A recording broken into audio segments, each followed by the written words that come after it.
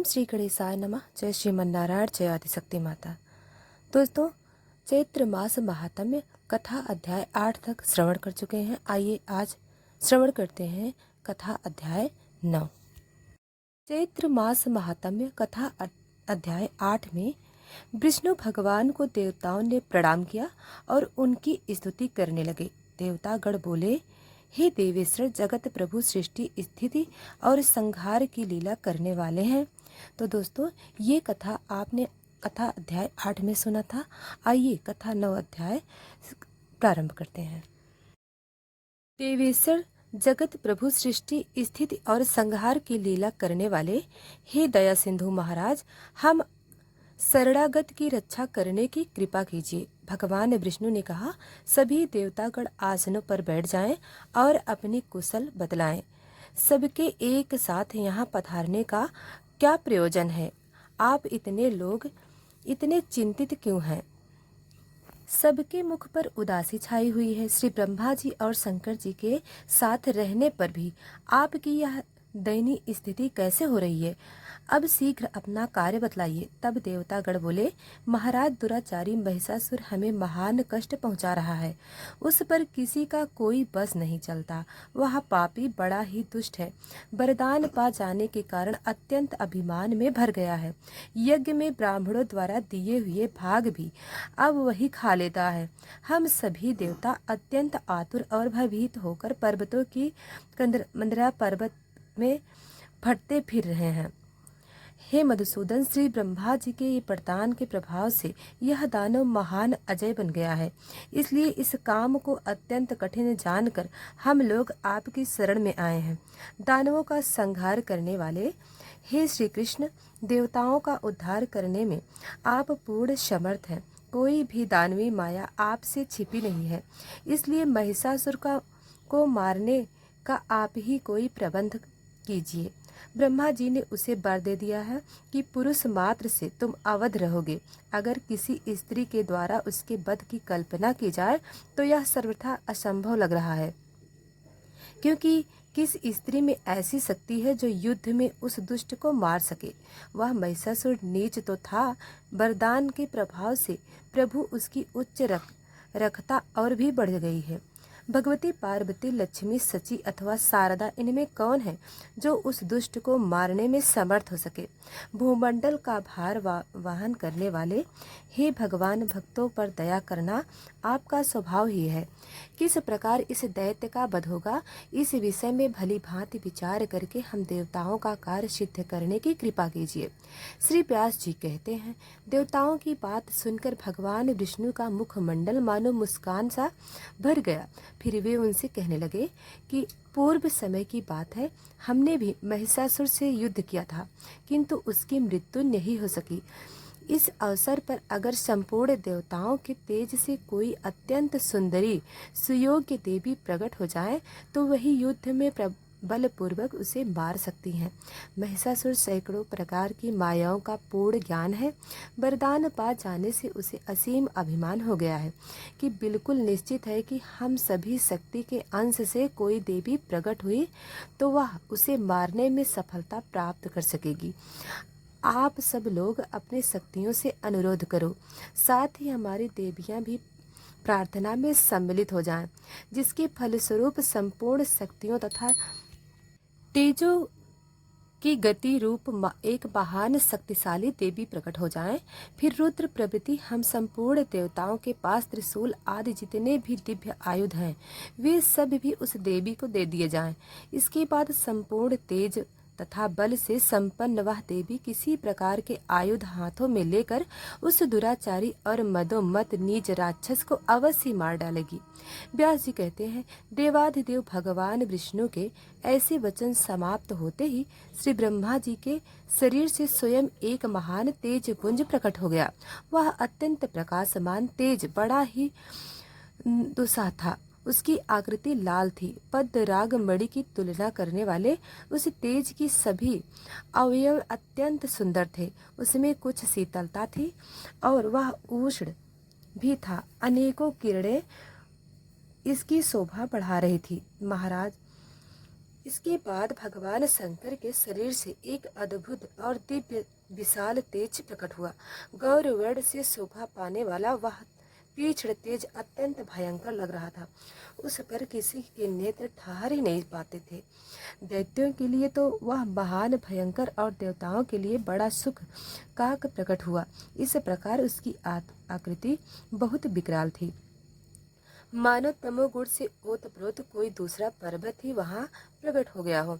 इसके बाद भगवान श्री विष्णु के शरीर से एक दूसरी तेजोराशि सामने आई।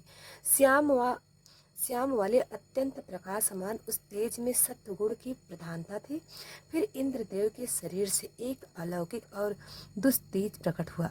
सभी शक्तियों से संपन्न उस तेज में सभी गुण वर्तमान थे। ऐसे ही वरुण, कुबेर, यमराज और अग्नि के शरीर से भी प्रथम प्रथम तेज प्रकट हुए। इनके अलावा जितने भी अन्य देवता थे, उन सभी के शरीरों से भी तेज का प्रादुर्भाव हुआ। उसके विग्रह से निकले तेज एकत्रित हुए और उनका एक महान प्रज्वलित पुंज बन गया। वह तेज पुंज महान विलक्षण था। लगता था मानो कोई दूसरा महान तेज पुंज हिमालय पर्वत के सामने आ गया हो।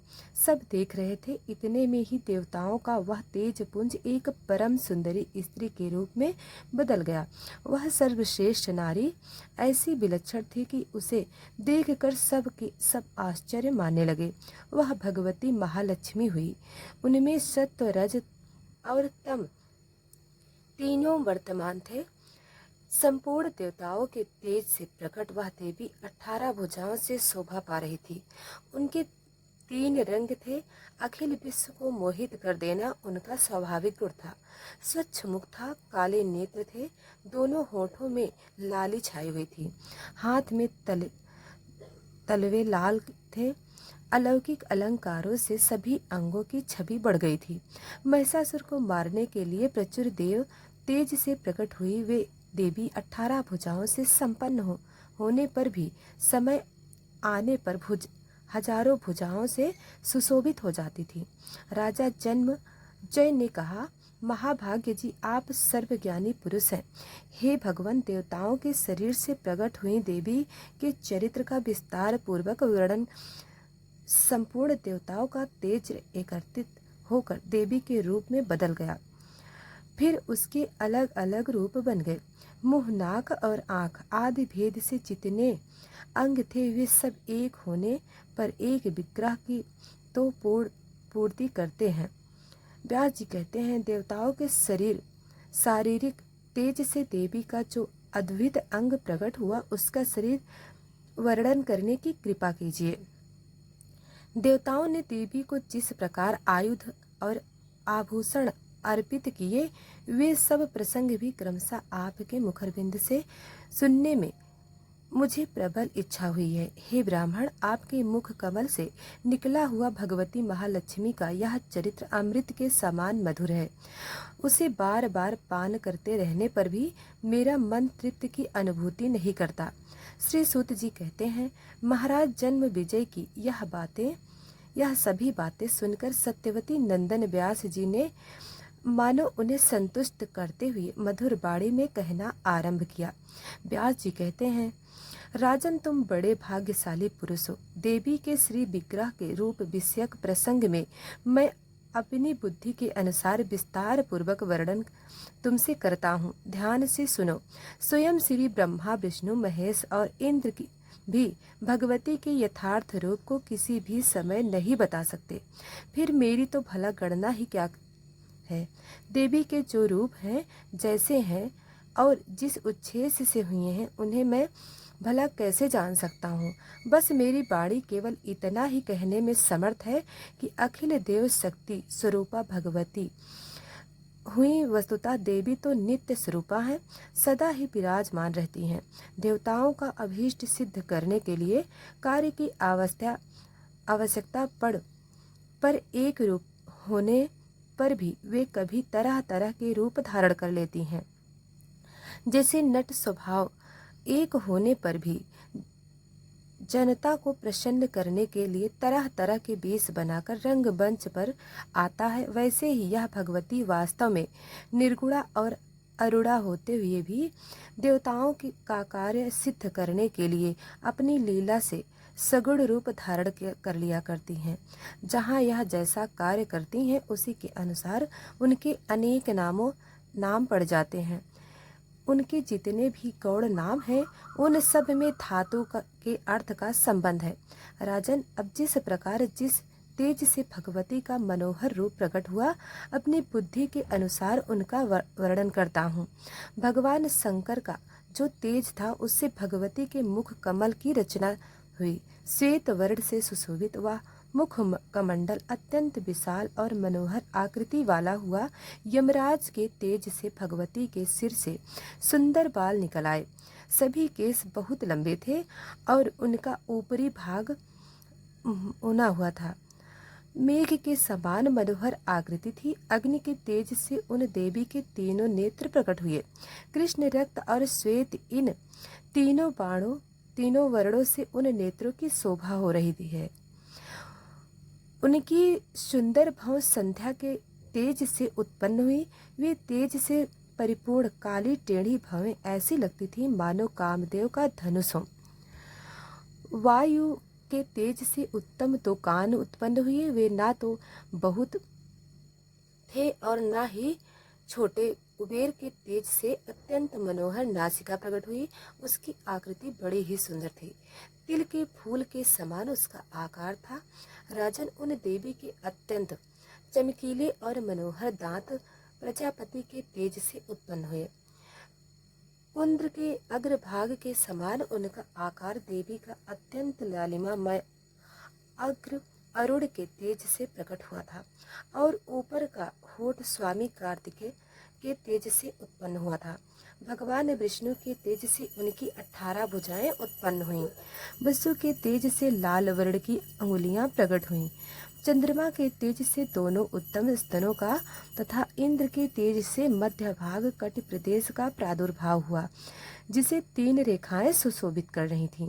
वरुण के तेज से जंघई और पिंडलियों तथा पृथ्वी के तेज से नितंब भाग प्रकट हुआ, जो बड़ा ही विशाल था। राजन, इस प्रकार तेज पुंज से सुंदर आकार वाली वह देवी प्रकट हो गई। उनका स्वरूप अत्यंत मधुर था। उनके सभी अंग मनोहर थे। नेत्रों की छवि अनुपम थी। मुख मुस्कान से भरा हुआ था।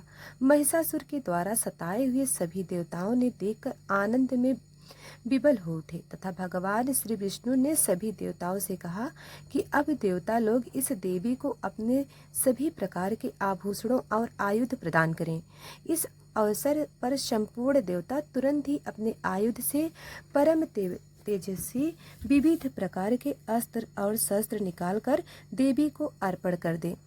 व्यास जी कहते हैं, भगवान विष्णु के वचन सुनकर सभी देवता आनंद पूर्वक अपने अस्त्र शस्त्र आभूषण और वस्त्र तुरंत भगवती को देने लगे। क्षीर समुद्र में 2 दिव्य वस्त्र जिनका रंग लाल था और जो भी कभी जीर्ण नहीं होने वाले थे, और एक अत्यंत चमकीला सुंदर हार भी देवी को भेंट किया।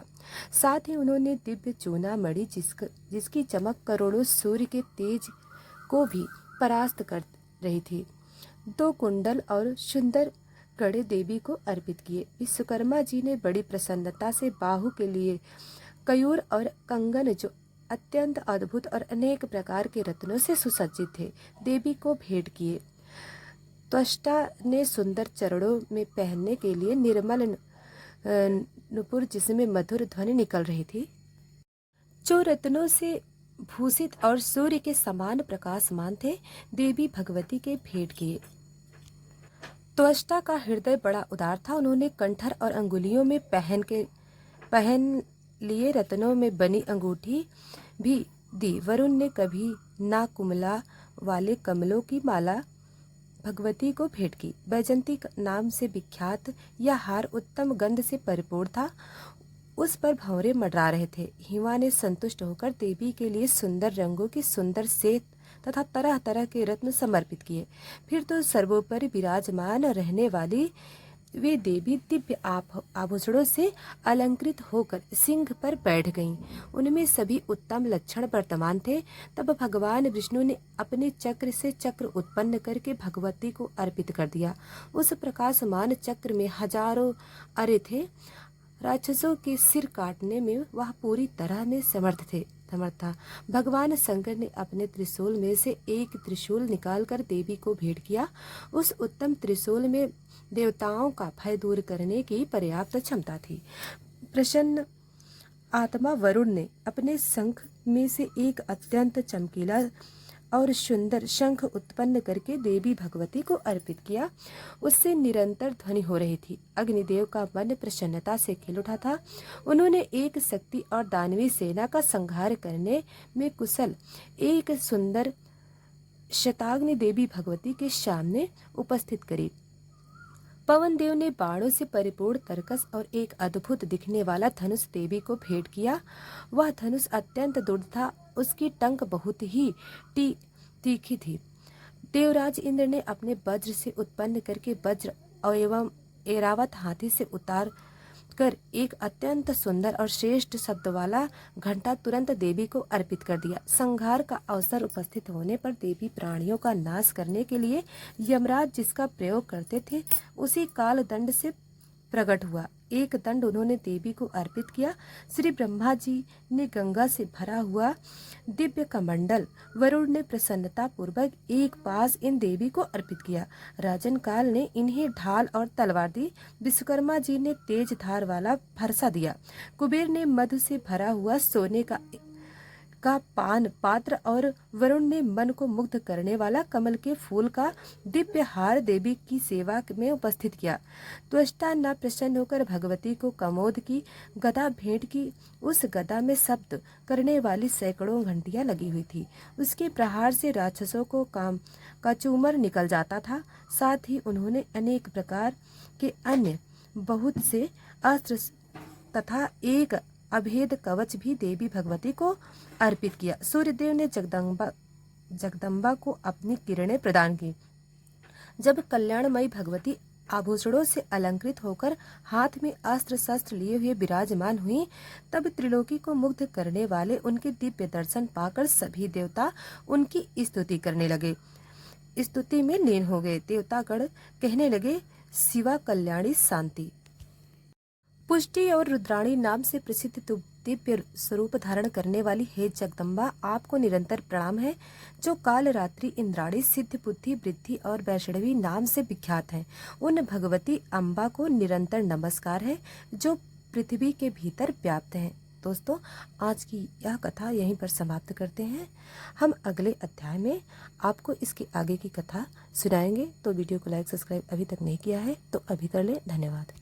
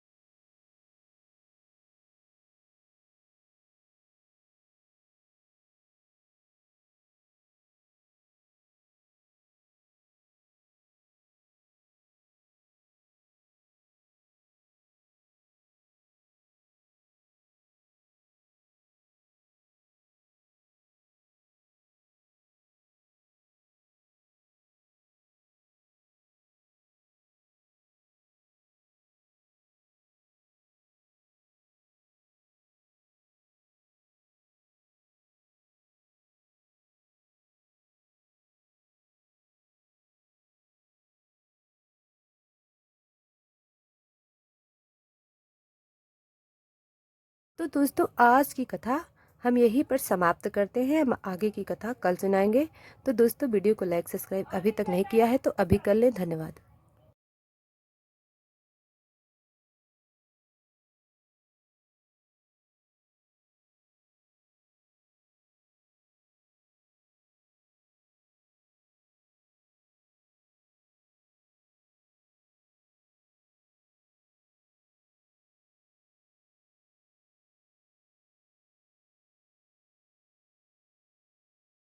अभी तक वीडियो को लाइक सब्सक्राइब नहीं किया है तो अभी कर लें। धन्यवाद।